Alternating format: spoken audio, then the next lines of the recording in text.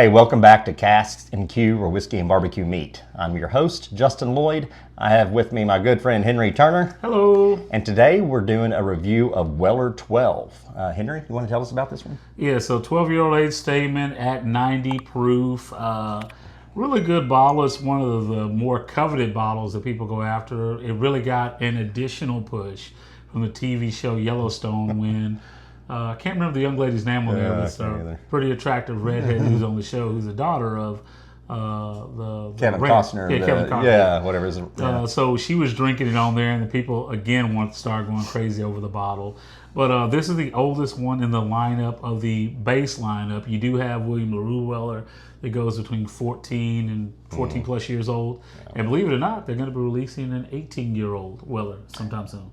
I think I saw that. A little blurb about that. Yeah, I bet that'll be nice and affordable.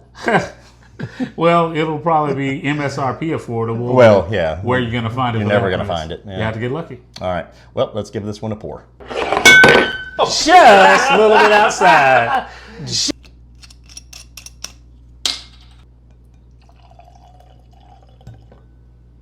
All right, looking at the whiskey in the glass, Henry. Man, this one's a little darker than that Special Reserve for sure. Definitely should be with the 12-year age statement on it. To me, compared to the first one, oddly, it looks a little bit thinner in the glass, but still has some nice legs on it, though. And this one still has, a little bit more of that darker shade in there. Not the darkest whiskey I've seen, but that's typical of a wheated bourbon, too. So. Yep. All right, well, let's nose it, taste it, and talk about it. Yeah. Man, we're talking about a nice aged creme bourbon. brulee. Nice. I get a little bit of that old rickhouse funk off of there. Yeah, there's some must to it, yeah. Now, I do get a little bit more must, or I wouldn't call it sourness, but sometimes it's very common on wheated bourbons. And it's just a little bit of that nice sourness, almost like a sourdough bread. Something like that. Yeah, this one has some baked bread, sourdough. Yeah, I get that. I don't know if that's power of suggestion or not, but I get it. Man, I get some brown sugar, some honey and spice. Oak, of course, a little bit of pepper, not much. And that sourdough, that bready smell, and that brick house smell. Yeah. All right, let's give it a taste.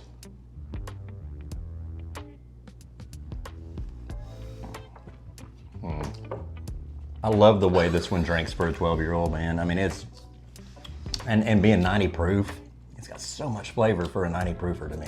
That nice, well-aged oak on the front end of the palate is the first thing that hits you. Completely different, of course, than the Weller Special Reserve that we just had. So for this one, I get that in the very, very beginning. And then you get all, of course, the quintessential bourbons that come in on the back end of that with a really nice long finish and a great pour, but just a really, really nice, well-balanced bourbon that you got going on here for a wheated bourbon. I think you nailed it, well-balanced. I mean, you have, 4 or 5 things that are going on. It's nice and complex, but not overly so. It has an identity, and I think that's why it's so coveted. I mean, it's just, to me, a really balanced, it's a whiskey fan's pour. If you're a bourbon person, then this bottle's for you, I think. The sweetness is great. There's just enough heat, and from a 90 proof, I think that it really punches up. You know what I mean? I've had 90 proofs that just are kind of one-dimensional and drink like a weaker bourbon. But this one is the opposite. This is a top shelf low proofer. That's what definitely I would call it.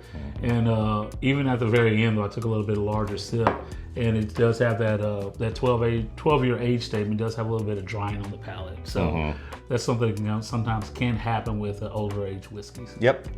Well, let's give it a score. Availability, taste, and value. Henry, what do you got? Well, first thing I want to do before we get too far is give a shout out to Mr. John Rebedu, who helped me get this bottle. It was very instrumental in helping me out when I was first getting into my whiskey experience almost 4 years ago. So the community is always about the people and what they can do to help you out as you try to help them out on your journey as well. So thank you for that, sir. For this one, oddly enough, I'm going to give this, as I was telling you off camera, I ran across this and turned this bottle down more times than I should for about $100 price range. What you typically see this for is $250, if not $300. It's really a $70 bottle. I've never paid that for it. I think I've seen it for about 3 or 4 times at $100, and that was in a different period of time where I was at my whiskey journey, where I was more into the high proof Wellers. Now, I may still try to go after some of these. This is my only bottle that I currently own, and I'm happy with it.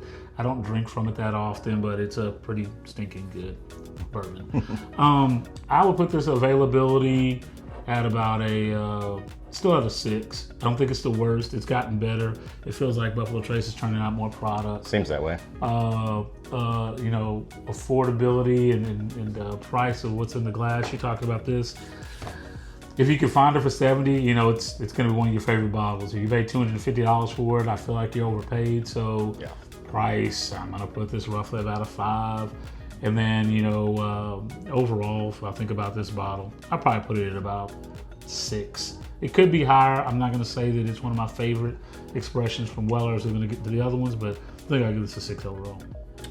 That's lower than what I would say.